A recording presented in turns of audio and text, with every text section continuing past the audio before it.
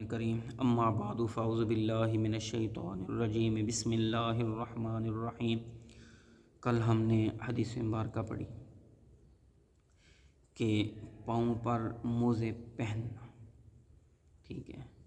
کیا موزے پاؤں پر جب پہنے جائیں، ٹھیک ہے، تو پاؤں کیسے ہونے چاہیے،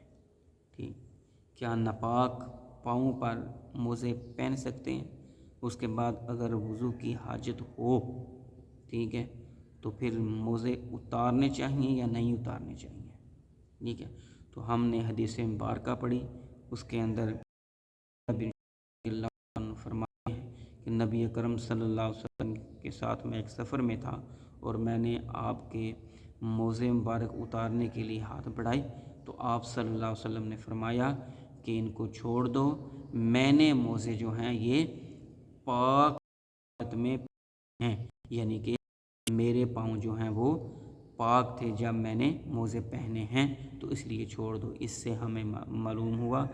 کہ جب موزے پہننے ہیں تو پاؤں پاک ہونے چاہیے، ٹھیک ہے، پاؤں پھر موزے پہنے۔ اب اگر اس کو جب اس نے موزے پہن لیے ہیں، ٹھیک ہے، پاؤں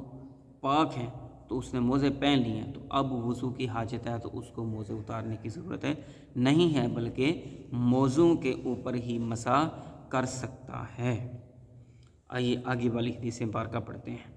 کہ بکری کا گوشت کھانے اور ستو کھانے سے وضو ٹوٹ جاتا ہے یا نہیں؟ حضرت عثمان غنی رضی اللہ تعالی عنہ، حضرت ابو بکر صدیق رضی اللہ تعالی عنہ اور حضرت عمر فاروق رضی اللہ تعالی عنہ نے گوشت کھایا اور بعد میں وضو نہیں کیا تھا۔ یعنی کہ بکری کا گوشت کھانے، ستو کھانے، حلال چیز کھانے سے جو ہے نا، ہاں، اونٹ کا گوشت کھانے سے جو ہے نا یہ اس کے بعد میں وضو کر لے تو بہتر ہے، اللہ کے محبوب صلی اللہ علیہ وسلم نے فرمایا۔ باقی اگر کوئی کھانے پینے کی چیز کھانا کھا لیتا ہے، کھانا کھانے کے بعد کھانے کے اندر گوشت کھاتا ہے، یا کوئی مشروب وغیرہ پیتا ہے، یا جو ہے کوئی دودھ وغیرہ پی لیتا ہے، تو اس سے جو ہے نا وہ وضو کرنے کی حاجت نہیں رہتی۔ حدیث مبارکہ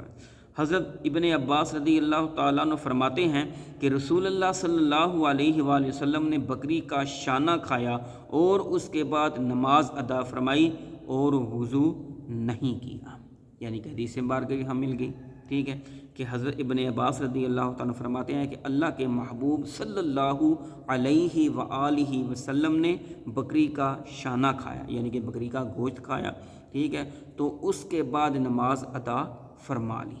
ٹھیک ہے، وضو نہیں کیا۔ تو اس سے ہمیں یہ معلوم ہوا کہ کھانے پینے سے جو ہے وہ وضو نہیں ٹوٹتا۔ ہاں، جن گوشت کا کہا گیا کہ ان کا گوشت، ان جانوروں کا گوشت کھانے کے بعد وضو جو ہے نا وہ کیا جائے، تو ان ہی جانوروں کے گوشت کے بعد وضو کیا جائے، باقی ہر ایک جانور کا گوشت کھانے سے